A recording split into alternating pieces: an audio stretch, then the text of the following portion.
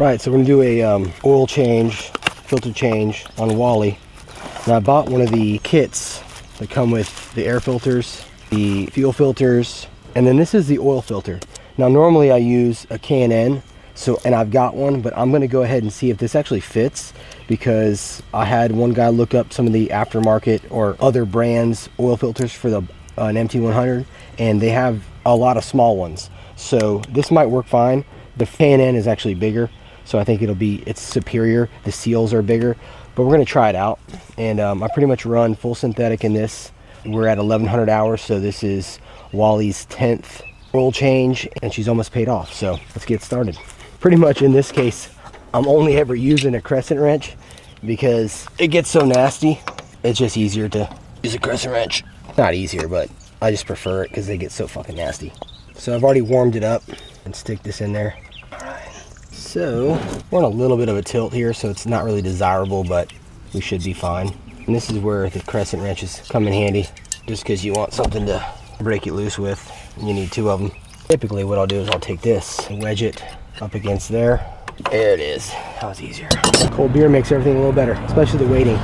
At least the sun went down, and my dad would be chewing my ass for using the crescent wrench. But there's only a few things that I've got to loosen up.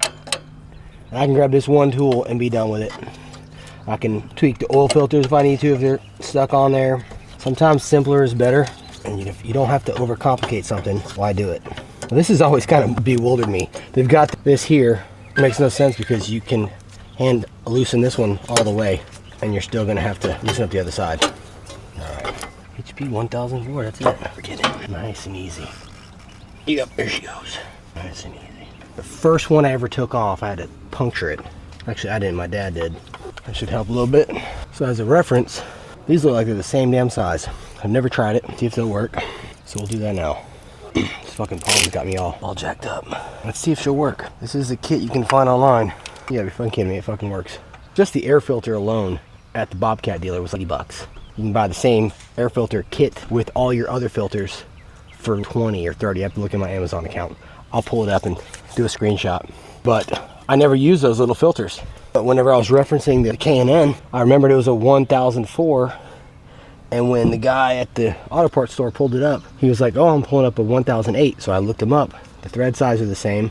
The O-ring is the same, but the size of it was a little bit bigger on the 1004.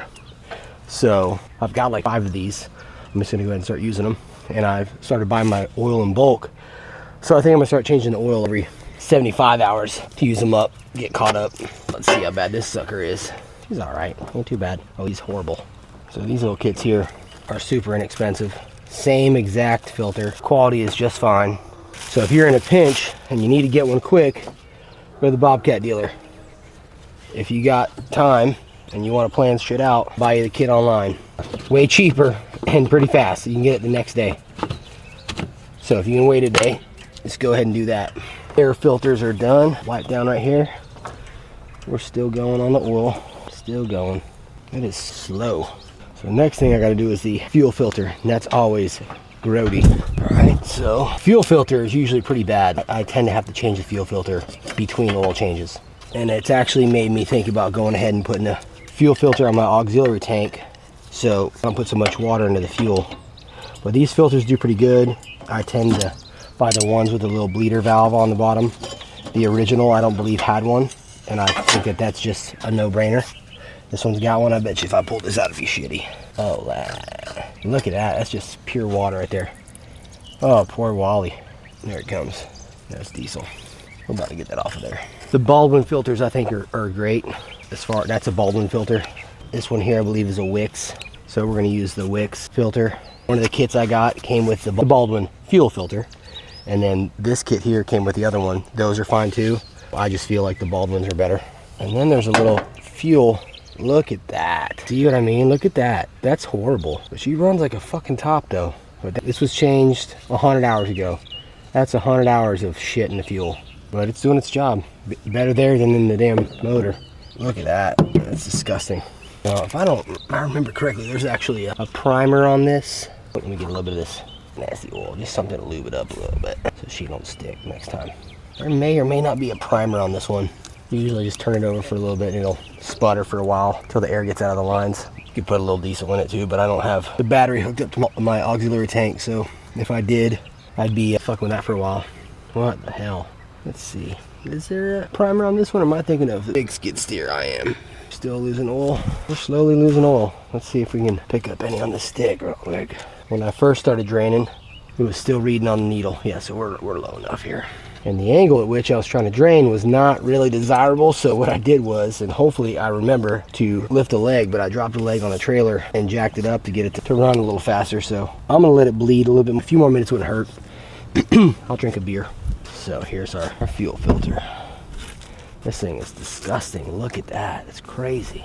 Next thing I need to do is look at the damn hydraulic filter. 85 what? I'll look that up. That was the most expensive filter. The last time I bought one was at Napa, and shit, I think it cost me $100 for the filter. So I'm gonna buy one online next time. But that's what happens whenever you wait until you need it. It's still draining a little bit. It's always been slow. I tend to like to do it on my dump trailer because I can use a dump trailer to tilt it a little bit more, maximize the flow. Still going, just a slow little drip. I think we hit the end of it there. That's good enough. Now most of the time when I do an oil change, I like to leave these covers off and hit it with a pressure washer, but I'm sitting in the right of way of my front of my house, so I don't want to have all the shit kill my grass any worse than my truck does. Come on there, sweetheart, get on there. I'll do it another time. Sometimes I go to the car washes and use those. The convenience is nice because it's going into their drain, not mine. Like going in my driveway, or I'll go there and hit the bulk of it. There we go. All right, that's tightened on there. Let's put the other plate on. It's silly to have one of these up here and this one down here when you still have to loosen it to get it off, but it does make it easy. You got two panels to access the sides that get to both your filters. All in all, I think that they, the way they set this machine up to maintenance it is extremely user-friendly. All right, there we go. Now, let's catch a beer first. Now, a word from our sponsors, brought to you by Mick Ultra. There are only two genders. Fuck, these are all dirty. Damn. So, we've all done it. Like your truck and a toolbox that tend to get dirty. I pretty much always use a rag. Let's see if I can get it to go the other way. Well, this one here is pretty fucking dirty. So I'm gonna see what I can do. If I can get it to go through. Like a piece of wire, run it through. Let's MacGyver this thing. Here's what I got. This little saw tool. Forks head saw tool. Let it in now. There we go. There we go. Look at that crud. You don't want that going in your oil. Defeat the whole purpose of fucking changing the oil. There we go. Fucking clean as a whistle. Try one more time. Pull that through there. There you go. Now she's clean. So, learned my lesson with this before. Overfilling it. So I always check it as it sits. I haven't ran anything other than full synthetic in it, but I put it in all my machines. So my 01 Cummins takes the same oil. The MT100 takes this oil, and so does my 317G. So it's kind of nice that they all use the same oil, and I just stick to the synthetic. All right, let that settle for a second. See where we're at. We're close. Let's get my regular rag. We don't want no degreaser in there. Let's turn you a little bit. There we go. Now let's check it, see where we're at. So we're about 25% there. But now that I'm over 1,000 hours, at 1,100 hours, decided to go ahead and get full synthetic, but I'm gonna buy cheaper oil just to save on money and do it a little more often, maybe just a little earlier. All right, so I think it's gonna take this whole thing, but not the whole thing. I was only 2.5 quarts, I think. But you can't get all of it out. So no matter what you do, yeah, we're there. We are full. We're probably gonna be slightly overfilled. Let's see here. As long as we're not past that dot, we're right at it. So we're good, golden. Check it one more time. Motor's still warm, so yep, we are right inside the sweet spot. Perfect. Absolutely full, but not overfilled. Right where we want to be. Good deal. Might as well use it to clean it down. My radiator fluid. This motherfucker right here. She's probably low. Cold. Good. Right at cold. Good deal. A little splash in there. Right. So to recap, I use full synthetic oil. I think it's what is it I'm using?